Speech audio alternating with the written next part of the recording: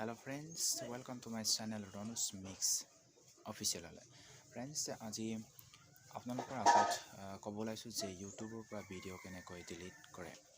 Friends, আপুনি মানি লওক যে ভুলক্ৰমে ভিডিঅ'টো আপলোড হৈ যায় অথবা আপোনাৰ কিছু এডিটিঙৰ প্ৰব্লেমৰ কাৰণেও যদি ভিডিঅ'টো দেখাত অলপমান খেলিমেলি সৃষ্টি হয় তেন্তে আপুনি ভিডিঅ'টো ডিলিট কৰিব বিচাৰে তেন্তে আপুনি সহজ পদ্ধতিত ইউটিউবৰ পৰা কেনেকৈ ভিডিঅ'টো ডিলিট কৰিব।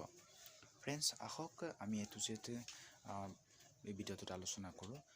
ফ্ৰেন্ডছ তেন্তে আহক আমাৰ মোবাইল স্ক্ৰীনলৈ আৰু চাওঁ কেনেকৈ ডিলিট কৰে।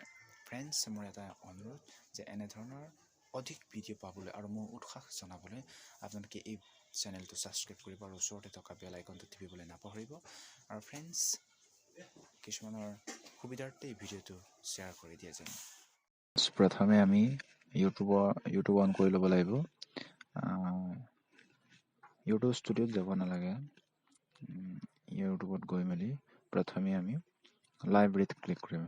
লাইব্ৰেৰীত ক্লিক কৰাৰ পাছত আপুনি দেখাইছে ইয়ৰ ভিডিঅ'ছ ক্লিক কৰাৰ পাছত আমাৰ যিমানটা ভিডিঅ' আপলোড দিয়া হৈছে সেইবিলাক দেখাই আছে আৰু সেই ভিডিঅ'ৰ যিটো থ্ৰীটা দেখিছে নাই এই থ্ৰীটা তাত ক্লিক কৰাৰ লগে লগে আমাৰ ডিলিট অপশ্যনটো আহি গৈছে।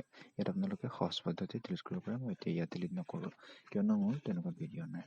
আৰু ফ্ৰেণ্ডছ আৰু এটা পদ্ধতি আছে, সেই পদ্ধতিটো আপোনালোকক কৈ দিওঁ। আপোনাৰ হোম পেজত আহিব। হোম পেজত আহি এতিয়া চাৰিটা যিটো আইকন দেখিছে সেই তাত ক্লিক কৰিব আৰু তাৰ পাছত ইয়ৰ চেনেলত ক্লিক কৰিব।